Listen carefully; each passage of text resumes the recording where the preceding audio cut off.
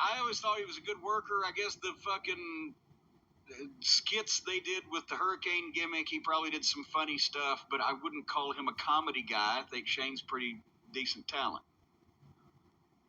Number 8, once again, the top 10 best comedy wrestlers ever, Heath Slater. Okay, we praised his promo that he came out and did after they fired him, right? Yeah, he came out there and did a promo of his career against Drew McIntyre. Yeah, after they fired him. And that's honestly, I don't know that I've seen a Heath Slater match. Was he on anything when we were watching it? He's done some silly stuff in the past, but I don't know how much of it, if any of it, we would have seen. He didn't seem like a comedy guy like our little dog Pockets when we saw him speak, but who knows what's out there. It's why I can't say anything good about anybody anymore. And somebody shows me a picture of them shoving an umbrella up their ass and opening it up and floating over the fucking ring. Number 7 on the list, William Regal. Oh, for heaven's sake.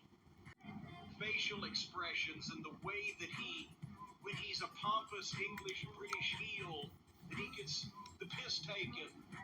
Yes, and he wasn't being over the top silly. It was about his reaction to things. Yes, which is part of wrestling. The way you react to things. And if it's different from everybody else, people notice. Number 6 on the list, Grado. You know, was he at another show I was at somewhere? The point is, he's a very nice guy, but all I ever heard in the, not critiques, but the summaries of his matches, the reports of his matches, was that it was, it was a hoot for that crowd at that time, and it was coming out to Madonna music and doing a whole big over-the-top deal, and so he probably fits there, and he was over with it for as those things go for a couple years until those things go, because those things always go like that. I don't have anything bad to say about him because I've never seen any of those matches. Wasn't he big in the plans when they tried to revive World of Sport, although it was a completely different style of wrestling than World of Sport? It's like the revival of Kung Fu. The title's the same, but everything else completely different. They revived World of Sport without reviving World of Sport. Yes, and I guess wasn't he doing for a while there when he was hot? He was doing TNA, I guess, too, for a while. And I didn't see that either, obviously. And I'm not knocking a guy because I haven't seen it, but I'm assuming, based on meeting him and seeing him and just hearing the descriptions of his exploits, that it was kind of a tongue-in-cheek type of deal. Number 5 on this list, I've seen this guy pictured. I've never actually said his name out loud, so I hope I'm pronouncing this correctly. Ajilede Maris Akatanli. Oh, good lord. Kikutaro. Is that the guy in Ajilede Maris. big mask? I believe so, yes. He asked me for my autograph one time. Really? At a fan fest. Let's go. I defer to you on this. You already put up on the list,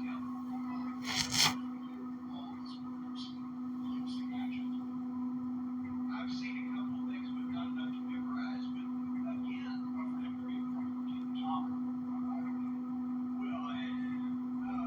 I mean, it's the same thing as like people getting points for previous.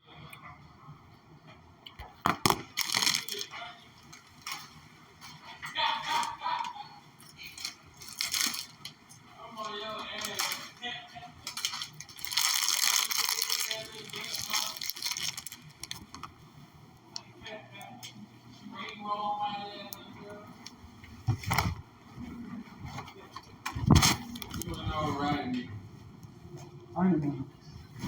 Johnny got her right. So much silliness everywhere else. We wanted to be different. But yeah, Colt, he can talk. He can be serious when he wants to.